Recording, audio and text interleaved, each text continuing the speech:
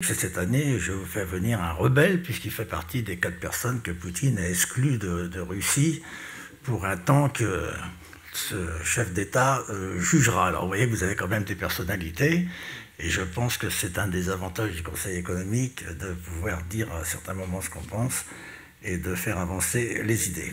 Alors, nous disons ce que nous pensons, et moi je n'ai pas la langue de bois, je ne suis pas un diplomate, je ne suis pas là pour ça, je suis là pour dire les choses. J'avais d'abord pris comme priorité comme thème prioritaire l'emploi des jeunes.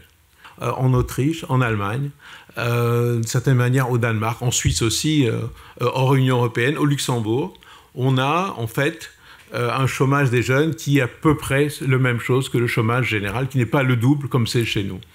Et en même temps, on voit qu'il y a un système d'apprentissage qui fonctionne très bien. Il y a beaucoup de jeunes qui, au lieu d'être envoyés dans des filières sans perspective universitaire, choisissent le système en alternance. Et que dans un système alternance qui leur donne la sécurité, qui leur apprend qu'est-ce que c'est que la vie en entreprise, qu'est-ce que c'est que la vie économique, et que ces jeunes, pour 90% d'entre eux, ce dernier chiffre, j'étais en Autriche il y a 15 jours, 90% d'entre eux n'ont pas de problème de chômage, ceux qui passent par la filière d'apprentissage. Nous ne sommes pas capables de mettre en place une bonne politique qui est ce que les économistes appellent une politique de flex-sécurité. Et c'est là où l'apprentissage devient quelque chose de tout à fait central et de tout à fait important. Et vous voyez, sur la question du marché du travail et sur la question de la formation, quand j'y réfléchis parfois, je vous promets que c'est vrai, parfois j'ai mal au ventre. Je vais vous dire pourquoi j'ai mal au ventre. Parce que ce sont deux sujets dans lesquels on sait très précisément ce qui fonctionne et ce qui ne fonctionne pas. On le sait très précisément. Et ce que je vais vous dire va vous déplaire. Mais l'amitié, c'est de se dire les choses.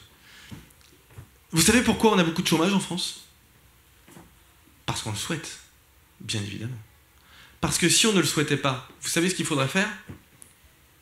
Faire une politique de plein emploi.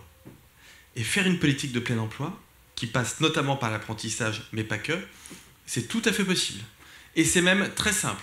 C'est pour ça que les Suisses y sont arrivés, c'est pour ça que les Néerlandais y sont arrivés, c'est pour ça que les Danois y sont arrivés, c'est pour ça que les Allemands y sont arrivés, c'est pour ça que les Anglais y sont arrivés, c'est pour ça que les Autrichiens y sont arrivés, c'est pour ça que les Luxembourgeois y sont arrivés, les Japonais, les Israéliens, les Néo-Zélandais, les Canadiens.